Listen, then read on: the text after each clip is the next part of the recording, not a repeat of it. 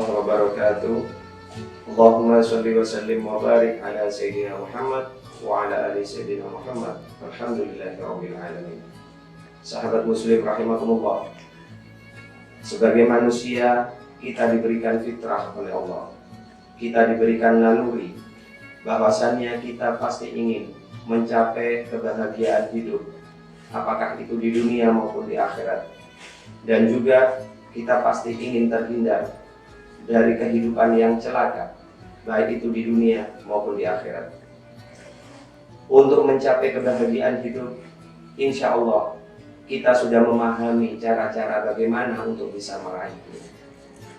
Tetapi terkadang justru yang menjadi persoalan, karena kita terfokus untuk mencapai kebahagiaan hidup itu sendiri, maka terkadang kita melupakan bagaimana agar supaya kita terhindar dari kehidupan celaka, baik itu di dunia maupun di akhirat kelak.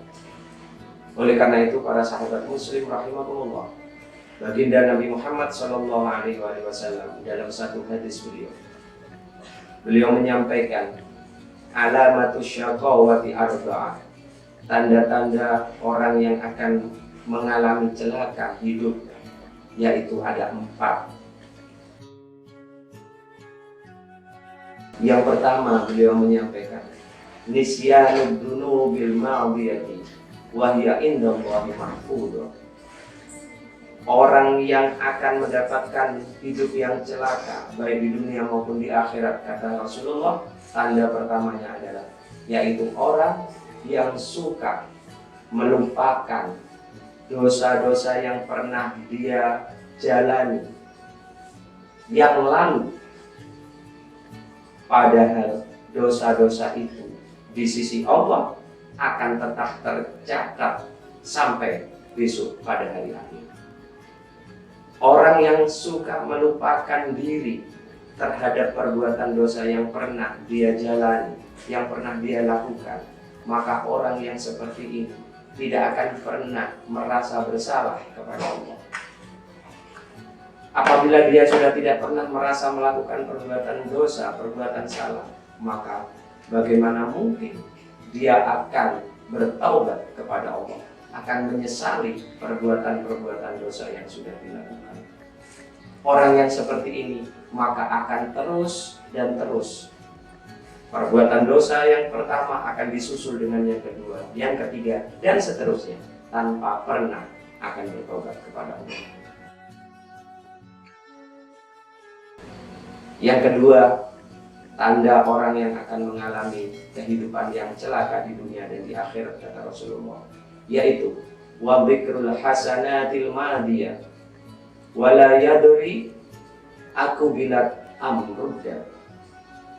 Orang yang suka menyebut-nyebut, mengingat-ingat perbuatan baik yang pernah dia lakukan di masa yang lampau, padahal dia sendiri tidak tahu apakah perbuatan baiknya itu diterima ataukah ditolak oleh Allah Subhanahu wa Ta'ala.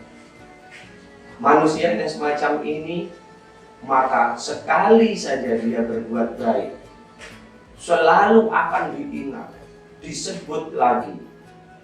Kalau orang Jawa mengatakan diundat-undat, dia akan terus ingat, walaupun perbuatan baiknya waktu itu hanya kecil sekali kadarnya. Nah, orang yang seperti ini maka dikhawatirkan dia tidak akan semakin meningkatkan perbuatan baiknya kepada Allah Subhanahu wa Ta'ala. 3. Orang yang akan mendapatkan hidup yang celaka, kata Rasulullah, yaitu wan nadharu ila fawqahu fid dunya, yaitu orang yang senang melihat orang yang posisinya lebih atas daripada dirinya di dalam urusan dunia. Orang yang semacam ini, maka dia tidak akan pernah di dalam hatinya mempunyai rasa syukur kepada Allah Subhanahu wa Ta'ala. Apakah itu terhadap rezeki yang diterimanya, Apakah itu terhadap nikmat sehat yang dia terima? Karena dia selalu melihat orang yang lebih atas daripada dirinya di dalam urusan dunia. Maka orang yang seperti ini akan selalu merasa kurang terhadap nikmat yang sudah diberikan oleh Allah kepada dirinya. Sehingga orang yang seperti ini akan berusaha mencari dunia itu dengan berbagai macam cara. Dia tidak tahu lagi mana yang halal, mana yang haram. Baginya yang penting adalah besarnya harta yang dia dapatkan, maka dia akan merasa puas. Orang yang seperti ini dipastikan oleh Rasulullah pasti akan terjerumus kepada perbuatan-perbuatan yang dibenci oleh Allah Subhanahu wa Ta'ala.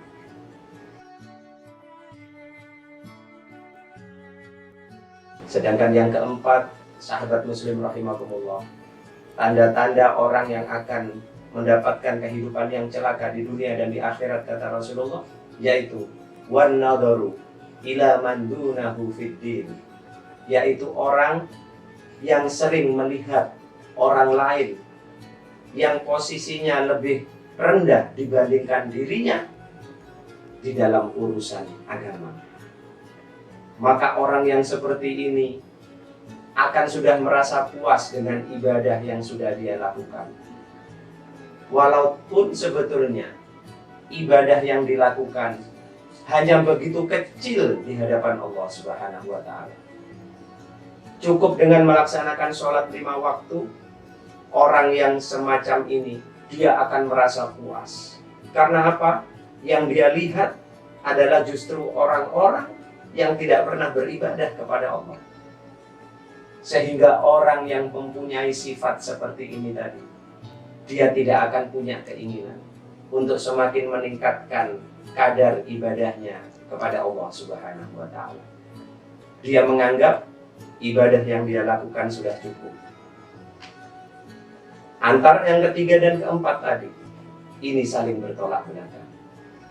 Oleh karena itu, hadirin rahimakumullah, sahabat muslim semuanya, maka berhati-hatilah kita dengan 4 macam manusia yang disebutkan di dalam hadis Rasulullah tadi. Kita harus bermuhasabah, apakah kiranya di antara 4 tanda tadi, adakah satu saja yang sedang bersemayam di dalam diri kita? Apabila ternyata masih ada, maka harus segera kita berubah. Jangan sampai kemudian kita mendapatkan kehidupan yang celaka di dunia dan di akhirat kelak. Karena di diri kita bersemayam salah satu saja dari tanda-tanda 4 tadi yang disebutkan oleh Rasulullah di dalam hadis beliau. Mudah-mudahan kita terhindar dari kehidupan yang celaka di dunia dan di akhirat.